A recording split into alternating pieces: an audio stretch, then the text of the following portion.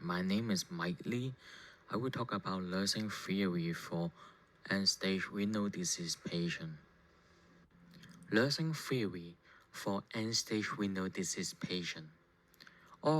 Self-care deficit theory and use of end-stage renal disease kidney dialysis patient is an example of a case study.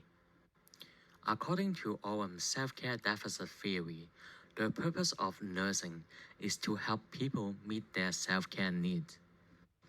I will use the nursing method paradigm, human, environment, health, and nursing in this presentation, and explain how theory fits end-stage renal disease patient needs, and how nursing theory is close to my nursing philosophy. In the nursing method paradigm and theory of human being, the patient is also defined as a person under the care of a nurse. Patient and family member education is a crucial element of theory. Education client and caregiver about how to monitor the complication and when to consult healthcare provider following the visit.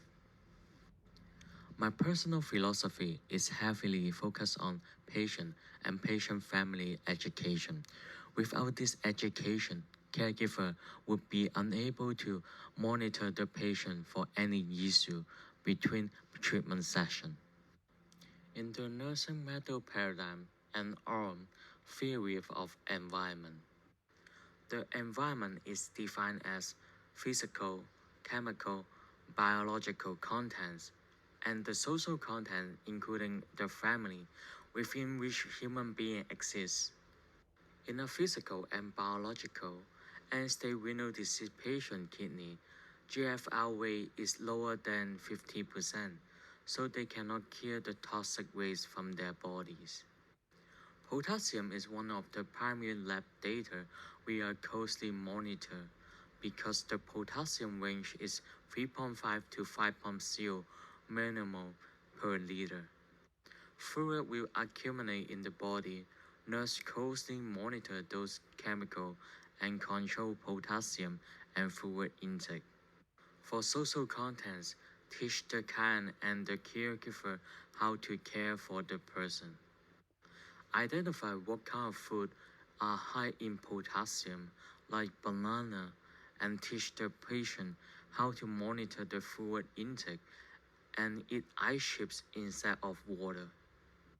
The nursing method paradigm and theory of health are of stereo characterized by being structurally or functionally sound.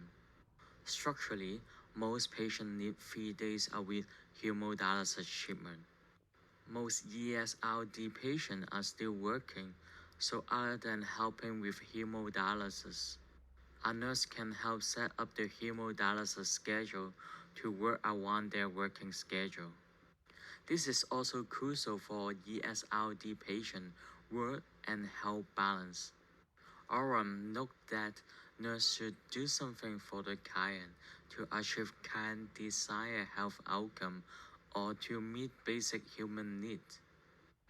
In the nursing method paradigm, theory of nursing, it is also identified as an art by which practitioner provides special assist to persons with disability who require special need for self-care while participating in medical plan of care online by physician. As practitioner, hemodialysis nurse and technician emphasize that the nurse does for the person what they cannot do for themselves. This including specialized assist, hemodialysis machine setup, and potassium adjustment to 1K, 2K, or 3K based on the doctor order. Too much potassium in the body will use 1K. Body potassium osmosis to 1K dialysate. On the other hand, ESRD patients use 3K to osmosis potassium back to the body if their body has too little potassium. We usually use patient weight to adjust and set up the amount of fluid taken out from the body, usually taking out 1 liter, and monitor the blood pressure during the treatment. In summary, 1 week has 7 days, and typically hemodialysis treatment is 3 days a week, 4 hours per day. Our model fit nicely in end-stage renal disease patient nursing care. Our ESRD patients need to self-maintain their health outside of treatment hour, especially with potassium and fluid intake. As nurses, we are the practitioner who will give them self-care education. Hemodialysis treatment is a good example of what nurses can do for patients that patients can't do for themselves.